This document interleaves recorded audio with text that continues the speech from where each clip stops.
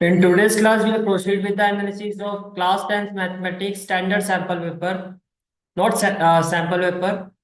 आज जो board exam में जो आपका पेपर आया था, यानी कि प्रीवियस ईयर का जो बोर्ड एग्जाम पेपर है आपका, उसका एनालिसिस हम करेंगे।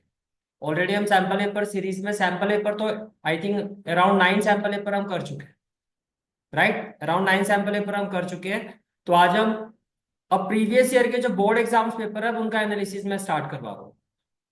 और ये जो पेपर है आपका जो प्रीवियस ईयर का, जस्ट जैसे कि अभी आपका जो होगा 2024 और 2023 सेशन का जो आपका बोर्ड एग्जाम पेपर हुआ था, हम उसका एनालिसिस करेंगे। और ये आपका पेपर था। इनकेस अगर आप गूगल पे भी सर्च करना चाहो तो ये इस क्वेश्चन पेपर का कोड था 30/1/1। ठीक है, ये सीरीज है, ये इसका क्वेश्चन पेपर कोड है। अब सबसे पहले बात करते हैं, जब बोर्ड एग्जाम पेपर आता है तो जैसे कि उसमें कुछ इंस्ट्रक्शंस होती हैं। अगर हम इंस्ट्रक्शंस की बात करें, इंस्ट्रक्शन से तो आई थिंक आप वेल अवेयर भी हो, क्योंकि अभी आपने काफी से एक या दो प्री बोर्ड एग्जाम तो सारे बच्चे दे ही चुके हैं, राइट। तो देखो यहाँ पे क्या कहा गया था, this question paper containing 38 question. तो इस क्वेश्चन पेपर में टोटल क्वेश्चन कितने हैं? 38। और सारे के सारे क्वेश्चन आपके कंपलसरी होते हैं, यानी टोटल हमें कितने क्वेश्चन करने हैं? 38। अब ये जो 38 क्वेश्चन है कितने सेक्शन में डिवाइड होते हैं? 5 सेक्शन में। Section A, section B, section C, section D और सेक्शन ई। सेक्शन ए जो है आपका, इसमें क्वेश्चन नंबर 1 से लेके क्वेश्चन नंबर 18 तक एमसीक्यूज क्वेश्चंस होते हैं। तो क्वेश्चन नंबर 19 और क्वेश्चन नंबर 20 जो है रीजन बेस्ड क्वेश्चंस होते हैं। अब आगे बैठ जाओ, यहाँ आ जाओ। ठीक है, तो दो क्वेश्चन रीजनिंग क्वेश्चंस होते हैं और 1 से 18 तक एमसीक्यू क्वेश्चन। सेक्शन बी में जितने भी क्वेश्चन है आपके क्वेश्चन नंबर 21 से क्वेश्चन नंबर 25 तक, ये सारे के सारे क्वेश्चन आपके 2 मार्कर क्वेश्चंस होते हैं। यानी कि सेक्शन बी में सारे क्वेश्चन 2 मार्कर होंगे, जिसमें 21 to 25। फिर 26 to 31 सेक्शन सी आता है आपका, जिसमें हर क्वेश्चन आपका कितने मार्क्स का होगा? 3 मार्क्स का होगा आपका। उसके बाद फिर हम मूव करते हैं सेक्शन डी, जिसमें सबसे ज्यादा वेटेज वाले क्वेश्चंस होते हैं, यानी कि हर क्वेश्चन की जो वेटेज रहेगी वो 5 मार्क्स की रहेगी। ये होगा क्वेश्चन नंबर 32 से लेके 35 तक। और लास्ट सेक्शन जो सेक्शन ई होगा आपका, क्वेश्चन नंबर 36 से 38 तक, ये आपका केस से स्टडी बेस्ड इंटीग्रेटेड क्वेश्चंस होता है। ठीक है, तो ये आपके इस तरह से 38 टोटल क्वेश्चंस होते हैं। तो चलिए स्टार्ट करते हैं अपने फर्स्ट सेक्शन से। तो फर्स्ट सेक्शन जो आता है आपका, वो आता है सेक्शन ए। जैसे कि मैंने अभी आपको बताया कि जो आपका सेक्शन ए है, जो आपका सेक्शन ए है, सेक्शन ए का हर क्वेश्चन कितने मार्क का होगा? आपका 1 मार्क का। और टोटल नंबर ऑफ क्वेश्चंस कितने होंगे यहाँ पे? 20। तो फर्स्ट क्वेश्चन देखो क्या आपका, your first question is, if the sum of zeros of the polynomial. आपको एक पॉलिनोमियल गिवन है, ये पी एक्स। इसकी वैल्यू क्या है? 2x² माइनस के रूट 2x+1। आपको कहा जा रहा है इस पॉलिनोमियल के सम ऑफ जीरोस की जो वैल्यू है वो कितनी है? वो √2 है। बात समझ में आ रही है? तो कहा जा रहा है अगर ऐसा है तो वैल्यू ऑफ के क्या होगा? देखो first of all value of P x, जो आपका गिवन पॉलिनोमियल है, जो आपका गिवन पॉलिनोमियल है, इसकी वैल्यू है 2x² माइनस के रूट 2x+1। तो पहले इसको लिखते हैं। तो ये हो गया 2x² माइनस के रूट 2x और +1। और पॉलिनोमियल है, क्वाड्रेटिक पॉलिनोमियल है, तो जीरोस क्या लेते हैं हम? Alpha and beta. Am I right? और सम ऑफ जीरोस क्या होता है? -b/a। बिल्कुल सही बात है। जिसमें a जो होता है वो होता है कोफिशिएंट ऑफ x² और b जो होता है वो कोफिशिएंट ऑफ x होता है। M I right? कहने का मतलब ये हो गया कि ये जो 2 है आपका, ये तो है a, और ये -k√2 जो है ये आपका b है। बोलो भाई, क्लियर है यहाँ तक बात? ठीक है, तो जब आप वैल्यू पुट करोगे यहाँ पर, तो it will be equal to what? -b। देखो -b, तो b की जगह क्या हो जाएगा? -k√2 अपॉन a की जगह क्या हो जाएगा? 2। और क्वेश्चन में अगर हम बात करते हैं तो क्वेश्चन में अकॉर्डिंग टू द क्वेश्चन, ये जो सम ऑफ जीरो से अल्फा प्लस बीटा, इसकी वैल्यू कितनी है? √2। इसकी वैल्यू कितनी है? √2। इसका मतलब ये जो आपका सम ऑफ जीरो से अल्फा प्लस बीटा, ये जो आपका सम ऑफ जीरो से अल्फा प्लस बीटा, इसकी वैल्यू कितनी है? √2 है। तो आपने लिखा रूट। बात समझ में आ रही है? ठीक है, अब देखो ये डिवाइड हो रहा है, यहां जाके क्या हो जाएगा? मल्टीप्लाई। तो ये हो जाएगा आपका 2√2। जब आप इसको मल्टीप्लाई करोगे, विच इम्प्लाइज, तो ये हो जाएगा आपका 2√2। और इक्वल टू में देखो, ये माइनस और ये माइनस, माइनस माइनस क्या हो जाएगा? प्लस। तो ये हो जाएगा आपका k√2। Can I say that √2 से √2 कैंसिल हो जाएगा, तो finally what will be the value of k will be equal to 2। अब k की वैल्यू 2 आ रही है, बताओ कौन सा ऑप्शन है? दैट इज ऑप्शन, बोलो भाई। क्लियर हो गया तेरा पहला क्वेश्चन? ठीक है, okay, let's move to the next question. Next question is question number 2, section A, question number 2। Question number 2 क्या है आपका, देखो। If the probability of a player winning a game, किसी प्लेयर के जीतने की जो प्रोबेबिलिटी है वो कितनी है? 0.79। Then probability of is losing the game, तो वो गेम हारता है, इसकी प्रोबेबिलिटी क्या होगी? देखो, वी नो दैट, सिंपल सी बात है, वी नो दैट किसी भी इवेंट के होने की जो प्रोबेबिलिटी होती है और सेम इवेंट के ना होने की जो प्रोबेबिलिटी होती है, ये किसके इक्वल होता है? 1। ये किसके इक्वल होता है? 1। अब जीतने की प्रोबेबिलिटी जो है वो कितनी है? As per question, probability of winning a game is 0.79। तो क्या आप एग्री करते हो पीई की वैल्यू तो 0.79 है, और वो नहीं जीतेगा, इसकी प्रोबेबिलिटी क्या होगी? यानी कि नॉट ई आपको फाइंड करना है। तो P of not E, it will be equal to what? 1 minus 0.79। ये हो जाएगा 1 माइनस 0.79। तो जब आप इसको सॉल्व करोगे तो ये हो जाएगा 1.00 माइनस 0.79। 10 माइनस 9 कितना हो जाएगा? 1। 9 माइनस 7 कितना हो जाएगा? 2। तो ये हो जाएगा 0.21। तो can I say that final answer will be 0.21? Yes और no? And this is the final answer of this question, 0.21। कौन सा ऑप्शन है? That is option D. बोलो भाई, क्लियर है क्वेश्चन? ठीक है, चले आगे। Let's move to the next question, that is question number 3। Question number 3 is, if the root of the equation ax² plus bx plus c equal to 0। ठीक है, ये आपकी गिवन क्वांटिटी की इक्वेशन। अब ध्यान से कर सुनना, आपको कहा जा रहा है इस इक्वेशन के जो रूट्स है वो रियल है और इक्वल है, तो इसमें क्या होगा? डिस्क्रिमिनेंट क्या होगा? Equal to 0। Very good, discriminant will be equal to 0। भैया रूट्स अगर रियल और इक्वल है तो डिस्क्रिमिनेंट की वैल्यू 0 के इक्वल होगी। बात क्लियर होगी? Then which of the following relation is true. अब ये 4 ऑप्शन गिवन है, इसमें से कौन सा रिलेशन ट्रू है? अब ये तो हमें बना के देखना होगा। भाई सिंपल सी बात है, क्वेश्चन में कहा जा रहा है रियल एंड इक्वल, तो रियल एंड इक्वल का मतलब इतना तो क्लियर है कि डी इक्वल टू 0 होगा, right? Which implies b² minus 4ac equal to 0। अब 20, पहले b² की वैल्यू निकाल के देखो। अब मैं यहां से अगर b² की वैल्यू निकालता हूं तो ये आएगा 4ac, तो ऑप्शन बी तो हो नहीं सकता। अगर मैं a की वैल्यू निकालता हूं, a, अगर मैं यहां से a की वैल्यू निकालता हूं तो आप एग्री करते हो b²/4c आएगा? ये भी नहीं हो सकता। फिर a इंटू सी, ये निकाल के देखो, ये डिवाइड हो रहा है, इसके बाद मल्टीप्लाई कर दो। a इंटू सी की वैल्यू क्या आ रही है? b²/4, ये आ रहा है। तो राइट आंसर क्या होगा? Option C. बात समझ में आ गई? समटाइम्स क्वेश्चन ऑप्शन के हिसाब से हमें चेक करना होगा।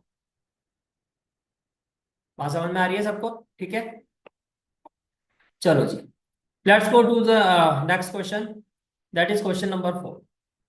क्वेश्चन नंबर 4, क्वेश्चन नंबर 4 है आपका, in an AP if the first term a equal to 7, a की वैल्यू गिवन है, एनर टर्म an, ये आपका 84 है, and sum of first n term sn, ये भी आपको गिवन है, कितना है? 2093/2।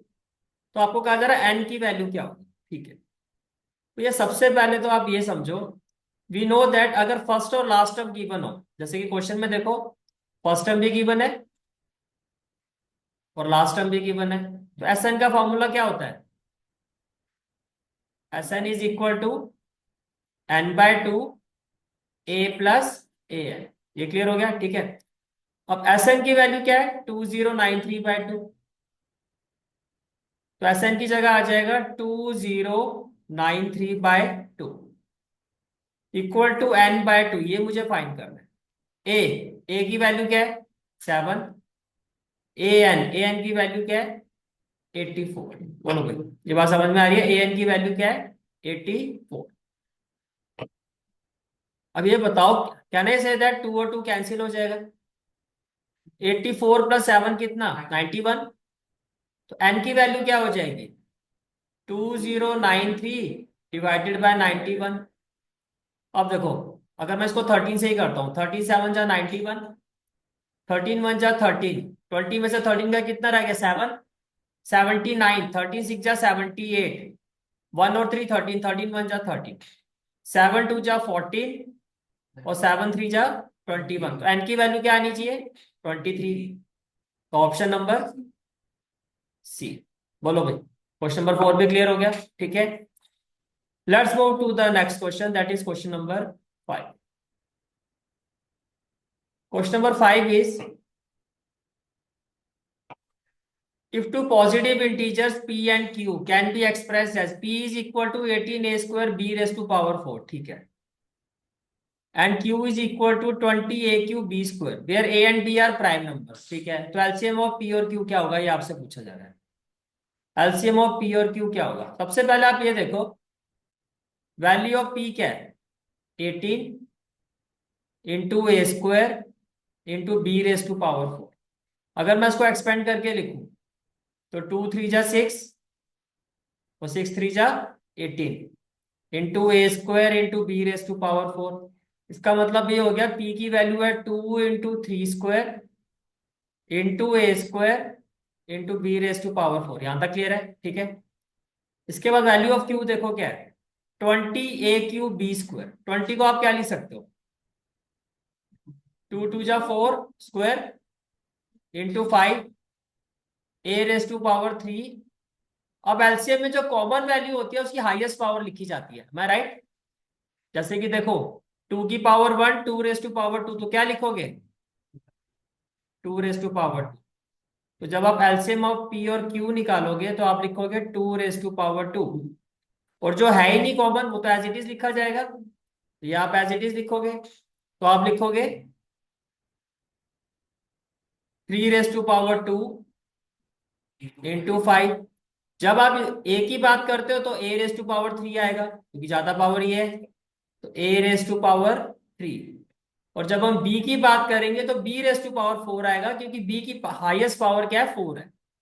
तो ये हो गया जी b रेस टू पावर 4। अब जरा बताओ, 2 2 जा 4, 4 इंटू 5 20, 20 इंटू 9 180, तो ये तो हो गया 180। और a raise to power 3, b raise to power 4। बस आप चेक करो ये कौन सा ऑप्शन है? D, right? a raise to power 3 और b raise to power 4। Clear है भाई? ठीक है, तो ये हो गया हमारा question number 5। Let's move to the next question, question number 6। Question number 6 है आपका, AD is the median of triangle ABC with vertices. Vertex A के कोऑर्डिनेट्स ये हैं, वर्टेक्स बी के कोऑर्डिनेट्स ये हैं और वर्टेक्स सी के कोऑर्डिनेट्स ये हैं। तो आपको कहा जा रहा है लेंथ AD, यानी कि ये जो मीडियन है AD, इसकी लेंथ क्या होगा, ये किसके इक्वल होगा, ये आपसे पूछा। क्लियर हो गया? ठीक है, तो सबसे पहले तो आप यहाँ पे एक काम करते हैं, हम एक ट्राइंगल बना लेते हैं।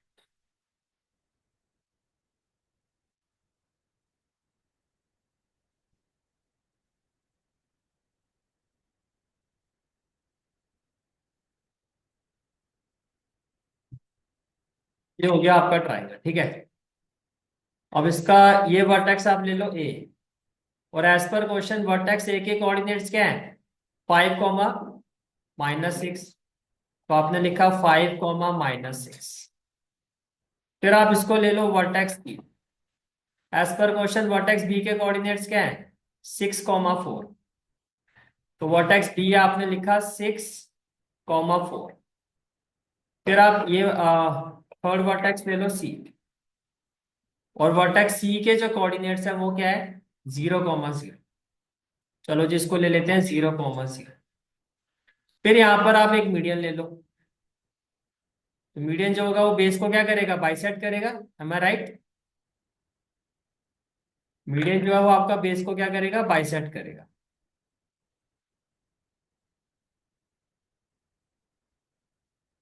तो ये हो गया आपका,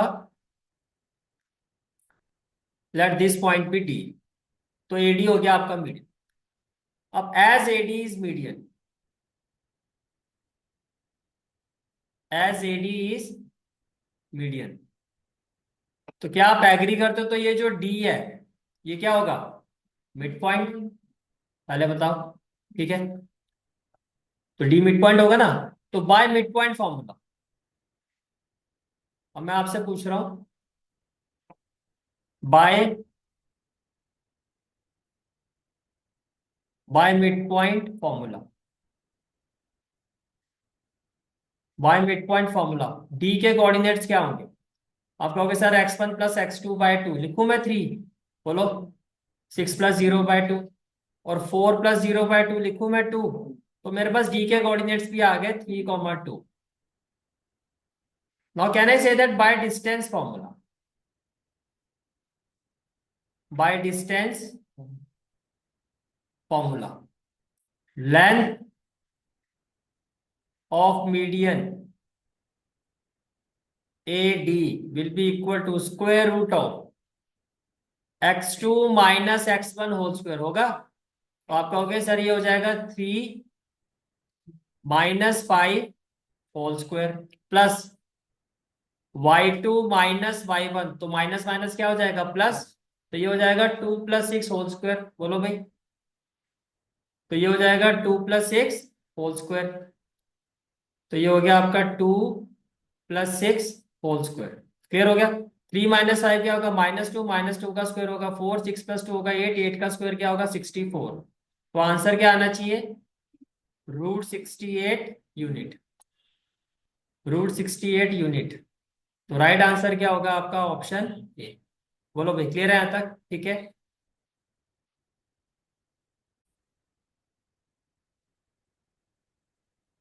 next question is question number 7।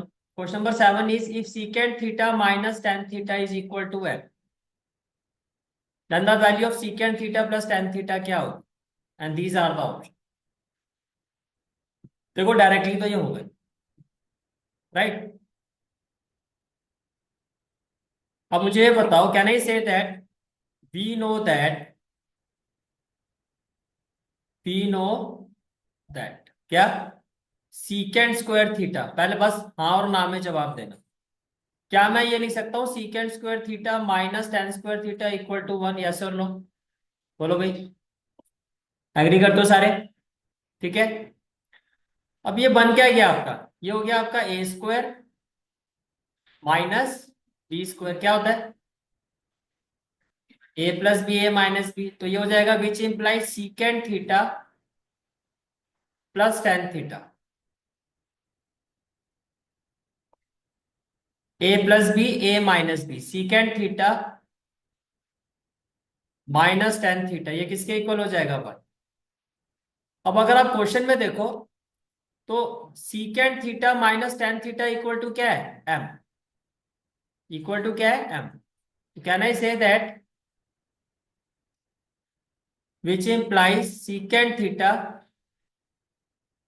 Plus tan theta, ये वैल्यू आपकी m के इक्वल है, तो इक्वल टू 1 हो जाएगा। Can I say that which implies, तो secant theta plus tan theta की वैल्यू क्या आ जाएगी? ये मल्टीप्लाई हो रहा है, यहां जाके क्या हो जाएगा? Divide 1/m। और 1/m आप चेक करो कौन सा option, that is option C. बोलो भैया यस और नो? क्लियर है अब तक? ठीक है, चले आगे। चलो जी।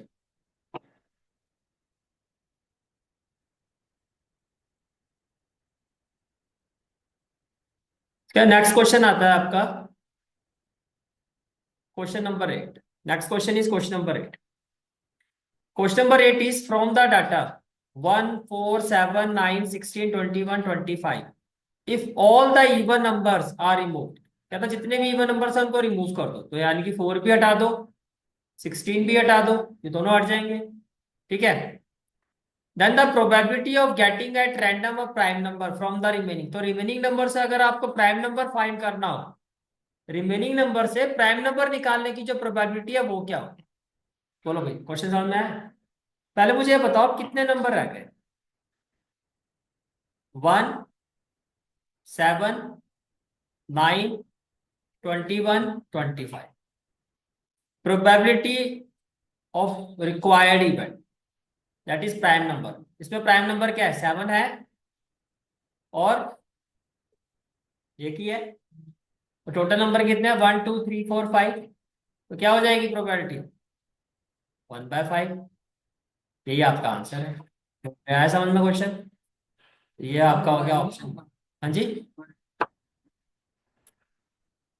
सर, अभी तक तो वन प्राइम नंबर है नहीं, पर आगे मैं सीबीएसई में बात रखने की कोशिश करूंगा। कि हमारे साहब कह रहे हैं कि सर वन को भी प्राइम नंबर पर रखा जाए, अभी तक नहीं है। सबसे छोटा प्राइम नंबर क्या होता है? 2। और इकलौता ऐसा प्राइम नंबर होता है जो इवन है। बाकी सारे प्राइम नंबर क्या होते हैं? ऑड होते हैं। रखेंगे आगे, एप्लीकेशन डालते हैं। ठीक है, चलो।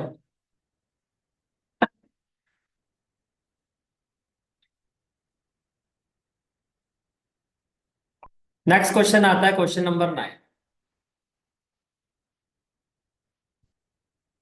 Question number 9 is for some data x1 x2 up to xn with respective frequency f1 comma f2 up to fn, the value of summation of 1 to n fi within bracket xi minus x bar is equal to। आपसे पूछा जा रहा है ये value किसके equal? ये value किसके equal? ठीक है, मुझे बताओ। फ्रीक्वेंसी और एक्स ऑब्जर्वेशन की बनो, याद है ना आपको? एक्स आई, एफ आई, फिर हम क्या निकालते थे? एफ आई एक्स आई। तो मुझे बताओ फिर एक्स बार का फॉर्मूला क्या होता था? तो कहोगे सर एक्स बार होता था sum of F I X I upon sum of F I, होता था। ठीक है, on the basis of this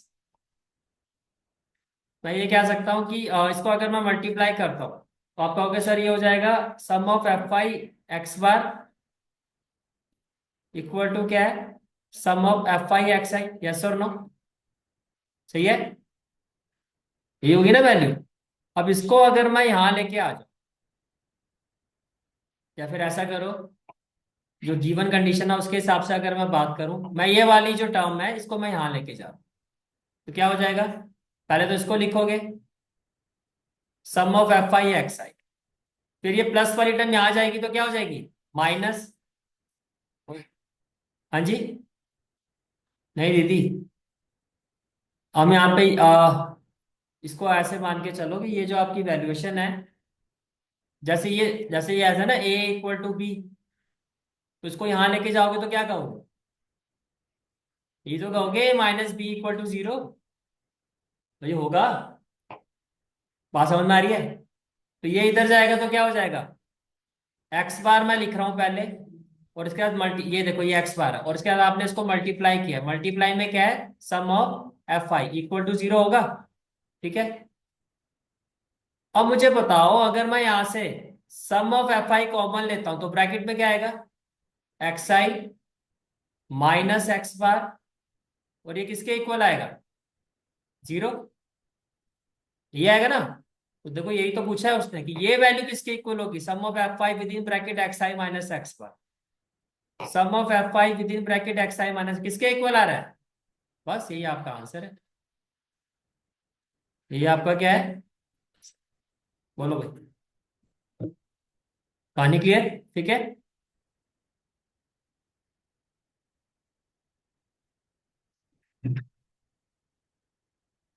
next question आता है, question number 10। Question number 10 is the zeros of a polynomial x square plus P x plus Q.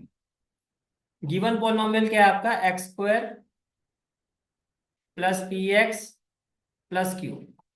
अब ध्यान से सुनना, क्वेश्चन में कहा जा रहा है इस पॉलिनोमियल के जो जीरोस है, क्वेश्चन में कहा जा रहा है इस पॉलिनोमियल के जो जीरोस है वो डबल है।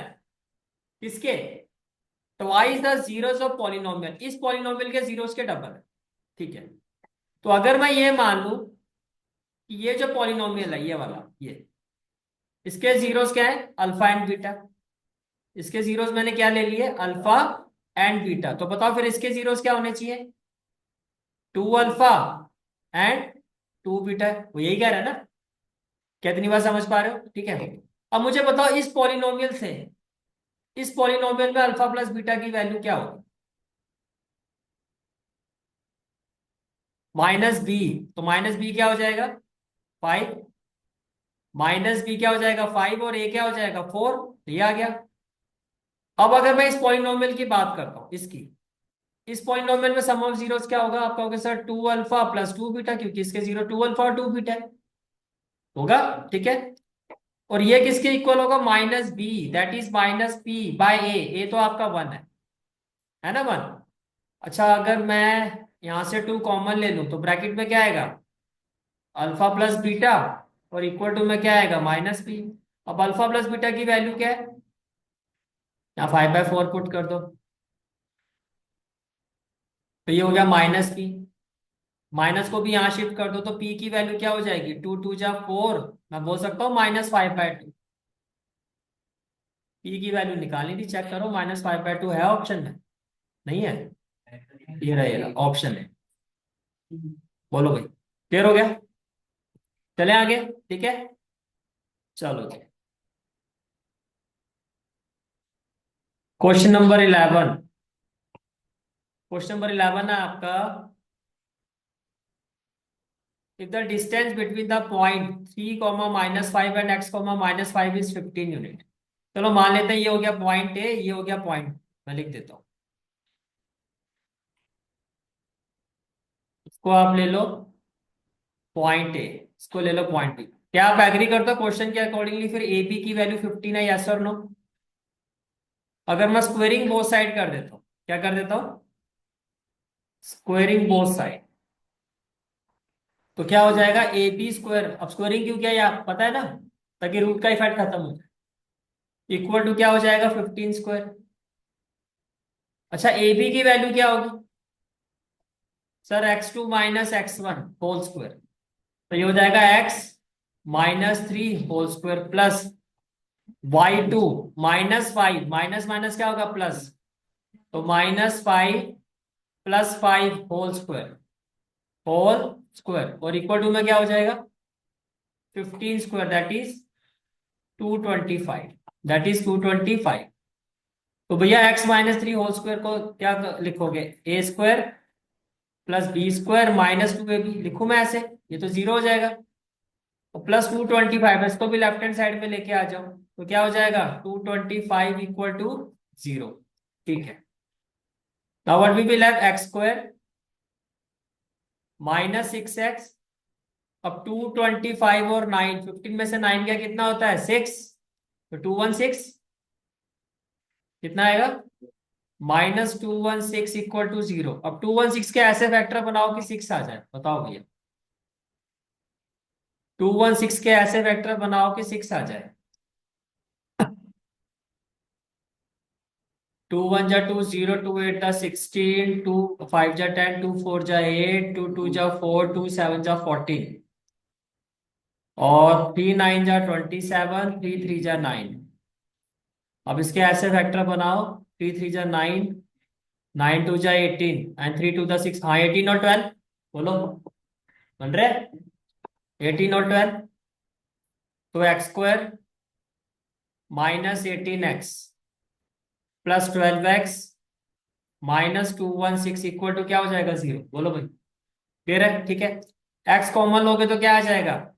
x-18, और यहां से अगर 12 कॉमन लोगे तो क्या हो जाएगा? x-18, और इक्वल टू क्या हो जाएगा? 0। दोनों से कॉमन फैक्टर क्या आ जाएगा?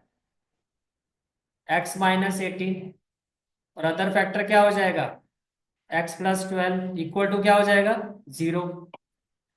अब अगर x-18 0 के इक्वल होगा तो x की वैल्यू क्या होगी? 18, और x + 12 0 के इक्वल होगा तो x की वैल्यू क्या होगी? -12। यानी कि आपके पास x की दो वैल्यूज आ रही है, -12 18, -12 18। तो कौन सा ऑप्शन है? ऑप्शन बी, -12 और 18। क्लियर हो गया? ठीक है, okay.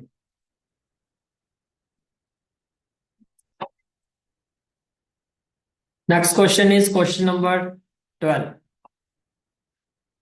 Question number 12 is if cos alpha plus beta equal to 0, then the value of cos within bracket alpha plus beta by 2, इसकी वैल्यू क्या होगी, ये आपसे पूछा जा रहा है। ठीक है, अब इसकी शुरुआत हम यहां से करेंगे, यहां से पकड़ो इस क्वेश्चन, यहां से पकड़ो, देखो cos within bracket alpha plus beta 0 के इक्वल है। 0 कॉस में किसकी वैल्यू होती है, 90 की। तो इसका मतलब अल्फा प्लस बीटा की वैल्यू क्या है, 90। इसका मतलब अल्फा प्लस बीटा की वैल्यू क्या है, 90। अब इसको, अब इसमें आ जाओ, जो वैल्यू आपको फाइंड करनी है उस पर आ जाओ। We have to find this value. तो अल्फा प्लस बीटा की जगह क्या रखोगे, 90। तो अगर मैं अल्फा प्लस बीटा की जगह यहाँ पे 90 रखता हूं, तो ये क्या हो जाएगा फिर, cos 90/2, and it will be equal to cos 45। Cos 45 की वैल्यू 1/√2, वेरी गुड। तो चेक करो 1/√2 है,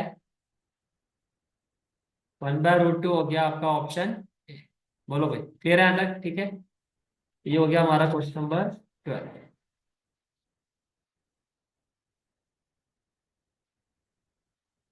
इसके बाद नेक्स्ट क्वेश्चन आता है, क्वेश्चन नंबर 13। क्वेश्चन नंबर 13 है आपका, a solid sphere is cut into a two hemisphere. आपने एक हेमिस्फेयर को दो हेमिस्फेयर में कट कर दिया, ठीक है। फिर कहा जा रहा था ratio of the surface area of sphere, एक स्फेयर और टू हेमिस्फेयर के सरफेस एरिया का रेशियो क्या होगा। देखो भैया, पहले मुझे बताओ क्या आप एग्री करते हो, हेमिस्फेयर की अगर मैं बात करता हूं तो हेमिस्फेयर कुछ इस तरह से होगा, होगा ना, जिसमें ये वाला जो पार्ट है, ये जो मैं रेड कलर से शेड कर रहा हूं, इसको क्या कहते हैं, इसका कर्व सरफेस एरिया। तो जब आप एक हेमिस्फेयर का सरफेस एरिया निकालोगे,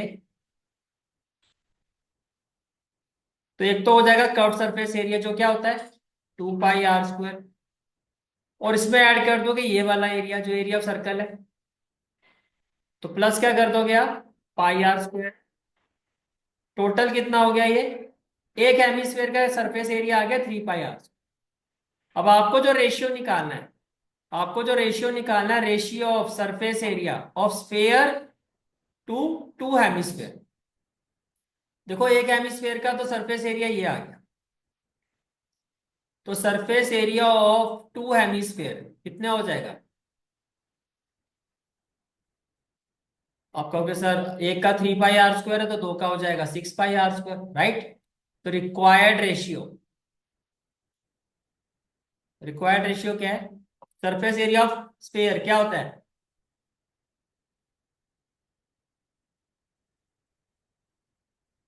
सरफेस एरिया ऑफ स्फेयर कितना होता है।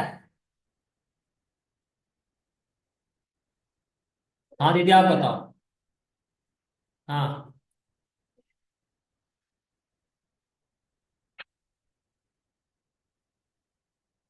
पक्का, लॉक कर दिया जाए।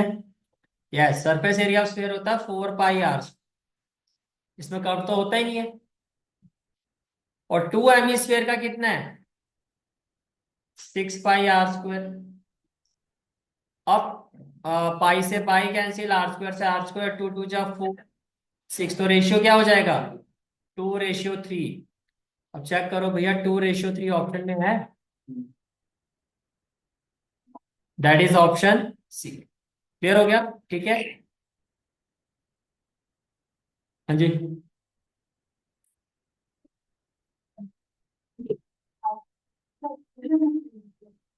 क्या कह रहे हो। हाँ, आपने एक स्फेयर के दो हिस्से कर दिए, दो हिस्से करने की वजह से फिर ये भी आएगा ये भी आएगा, आधे आधे को मिलाया नहीं है, एक को काट दिया। जब दो चीजें मिलती है तब कॉमन वाला पार्ट हट जाता है। और कोई क्वेश्चन, ठीक है।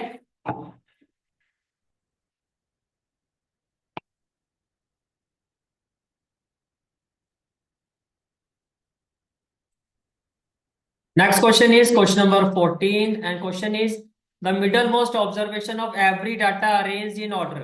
डाटा को ऑर्डर में अरेंज किया जा रहा है और उसकी मिडल मोस्ट ऑब्जर्वेशन क्या कहते हैं उसको, मीडियन, वेरी गुड। इसका आंसर क्या होगा आपका, median.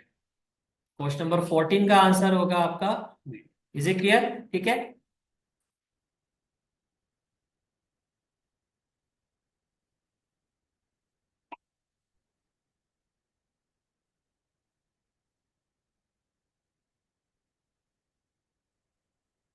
Next question is question number 15. Question is the volume of the largest right circular cone that can be carved out from a solid cube of h 2 centimeter is. Okay, अब ध्यान से देखो।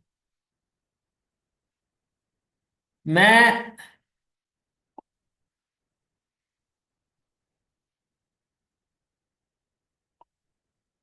Cube का एक single phase ले रहा हूं, इसी से क्लियर हो जाएगा आपको। क्यूब है तो स्फेयर उसमें आएगा। ये मान लो आप, ये आपका जो क्यूब है उसका एक फेस है, ठीक है। लार्जेस्ट कौन, तो लार्जेस्ट कौन होगा कुछ इस तरह से, जो आप इसमें से कार्व्ड आउट कर सकते। इसका मतलब पहले बताओ, क्या आप एग्री करते हो जो डायमीटर ऑफ कौन है वो एज ऑफ ए क्यूब का हाफ होगा? मतलब डायमीटर ऑफ कौन is equal to side of a cube. यहाँ पे जो डायमीटर होगा वो किसके इक्वल होगा? Side of cube. और साइड ऑफ क्यूब कितना है? 2 सेंटीमीटर। साइड ऑफ क्यूब कितना है? 2 सेंटीमीटर। तो रेडियस कितना होगा? डायमीटर का हाफ। तो डायमीटर अगर 2 है तो रेडियस 1 सेंटीमीटर हो गया। पहले बताओ, इतनी बात समझ में आ गई? ठीक है। इसके बाद अब आ जाओ वर्टिकल हाइट। देखो ये होती है वर्टिकल हाइट। ये वर्टिकल हाइट, तो वर्टिकल हाइट तो उतनी होगी जितनी इसकी साइड है। इसका मतलब जो एच होगा क्यूब का कौन का, वो कितना होगा? 2 सेंटीमीटर। अब वॉल्यूम पूछा गया है तो वॉल्यूम निकाल दो। वॉल्यूम ऑफ कौन क्या होता है? हाँ जी, 1/3 पाई r square H. Value put कर देते हैं, 1/3 पाई। आर की वैल्यू क्या है? 1। और एच की वैल्यू क्या है? 2। तो 2, ये हो जाएगा 2/3 पाई सेंटीमीटर क्यूब। अब पाई की वैल्यू पुट करनी है नहीं करनी है ऑप्शन से पता चलेगा। पाई में दिया हुआ 2/3 पाई, कौन सा आंसर है? Option D. बोलो भाई, क्लियर हो गया क्वेश्चन? ठीक है, चले आगे। ओके।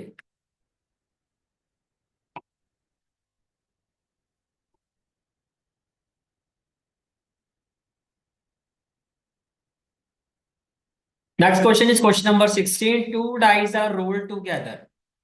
दो डाइस को अगर आप रोल करते हो तो total number of sample space कितने बनेंगे? 36।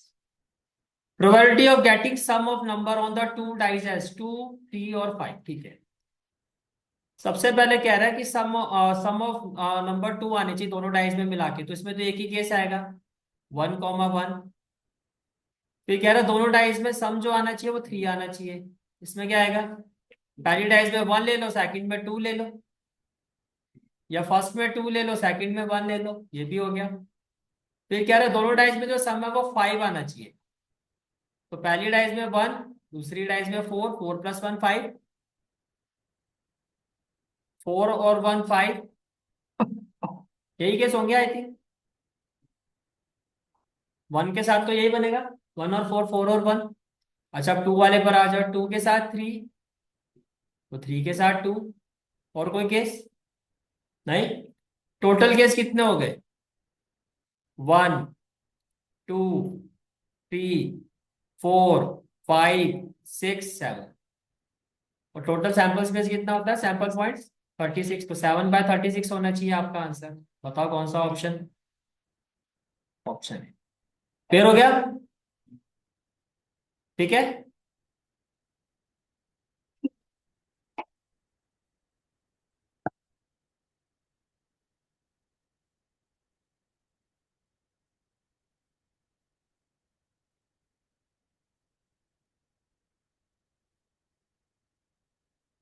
Next question is question number 17। The centre of a circle is at 2,0। If one end of a diameter is at 6,0, then the other end is at, and these are the। ठीक है। सबसे पहले काम करते हैं, circle बनाते हैं। सो ये हो गया आपका सर्कल। अब ये हो गया इसका सेंटर। अब सेंटर के जो कोऑर्डिनेट्स है वो क्या है, 2,0। तो एक एंड जो डायमीटर का इसका जो रेडियस वाला एंड है इसको हम ले लेते हैं ए, जिसके कोऑर्डिनेट क्या है 6,0। और दूसरा एंड हमें जो फाइंड करना है इसको हम ले लेते हैं बी, और इसके कोऑर्डिनेट्स ले लेते हैं x, y। मुझे बस ये बताओ क्या आप एग्री करते हो, ये जो ये ओ है ये मिड पॉइंट है, ओ यहाँ पर क्या है मिड पॉइंट। तो ये जो इसका x वाला पॉइंट है 2, ये किसके इक्वल होना चाहिए, x1 plus x2 divided by 2। तो 2 जा क्या हो जाएगा 4, तो 4 - 6 कितना हो जाएगा -2। इसी तरह से ये जो इसका y वाला पॉइंट है ये 0, it will be equal to y1 plus y2 divided by 2। तो y इक्वल टू क्या हो जाएगा 0। इसका मतलब जो ये जो पॉइंट बी है इसके कोऑर्डिनेट क्या हो जाएंगे, x की जगह तो हो जाएगा -2 और y की जगह क्या हो जाएगा 0। अब देखो ऑप्शन में है, that is option, that is option clear है। चले आगे, ठीक है।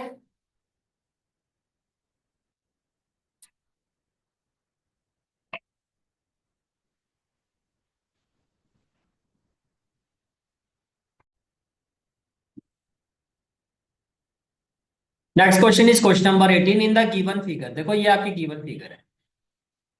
In the given figure graph of two linear equations are shown. ठीक है, ये this is the linear equation 1 and this is the linear equation 2। Pair of this linear equation क्या होगा, अगर आप ध्यान से देखो, ध्यान से, ये आगे जाके मीट करेंगी ना, अगर मैं इसको आगे लेके जाऊं तो ये मीट करेंगी, इसका मतलब ये दोनों लाइन कैसी है इंटरसेक्टिंग है, और इंटरसेक्टिंग है तो यूनिक सॉल्यूशन होगा। पहले तो ये चीज समझ में आ रही है, और यूनिक सॉल्यूशन है तो उसकी कंडीशन क्या होती है, a1/a2 not equal to b1/, starting से ही नॉट इक्वल होता है तो कंसिस्टेंट होता है। तो यही इसका आंसर होना चाहिए। बोलो भाई, तो जो ऑप्शन होगा आपका वो इसमें क्या होगा, option A, that is consistent with unique solution. Clear हो गया, ठीक है।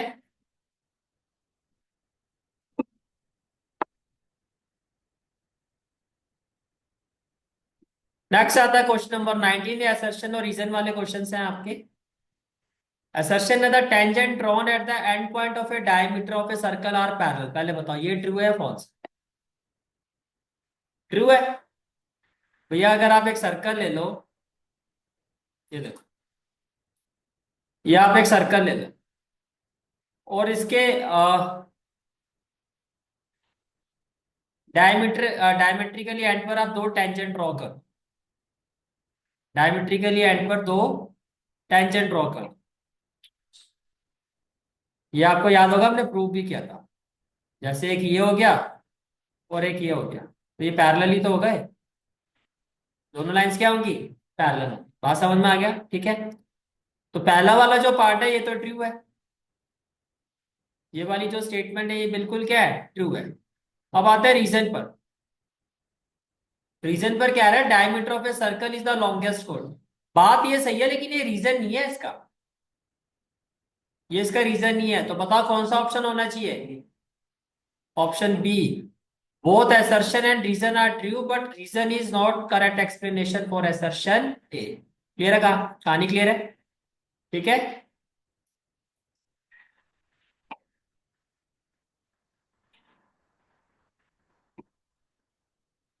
नेक्स्ट क्वेश्चन आता है क्वेश्चन नंबर 20, इसमें आपका assertion है, if the graph of a polynomial touches x axis at only one point then polynomial cannot be a quadratic polynomial। बताओ भैया आप क्या कहते हैं,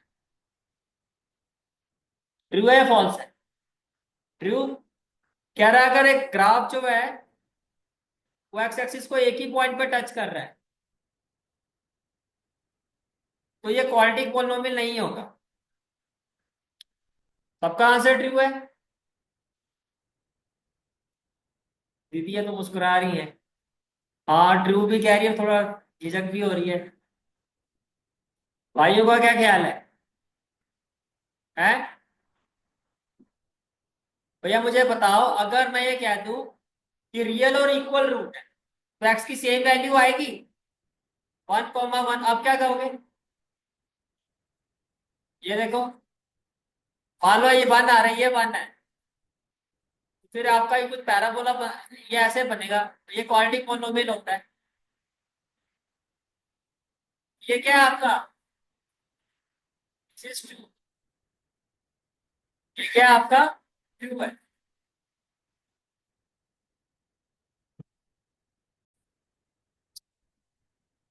तो ये आपका ट्रू नहीं क्या होगा, फॉल्स होगा।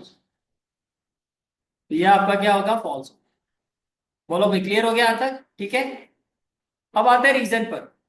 रीजन में क्या कहा जा रहा है, देखो, रीजन में कहा जा रहा है आपको that a polynomial of degree n, n का मतलब वो n जो है आपका 1 से बड़ा है। अब डिग्री 2 भी हो सकती है, 3 भी हो सकती है। कह रहा है अगर डिग्री 2 होगी तो उसके 2 जीरोस होंगे, 3 होगी तो 3 जीरोस होंगे, यस और नो। ये बात तो सही है। तो आपका रीजन ट्रू है, आपका असर्शन फॉल्स। रीजन आपका ट्रू है और असर्शन आपका क्या है, फॉल्स। तो जो आपका आंसर होगा यहाँ पर वो क्या होगा, ऑप्शन सी।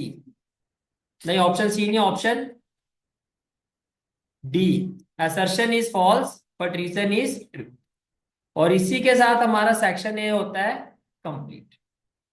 इसी के साथ हमारा सेक्शन ए होता है कंप्लीट। नेक्स्ट क्लास में हम सेक्शन बी से अब स्टार्ट करें।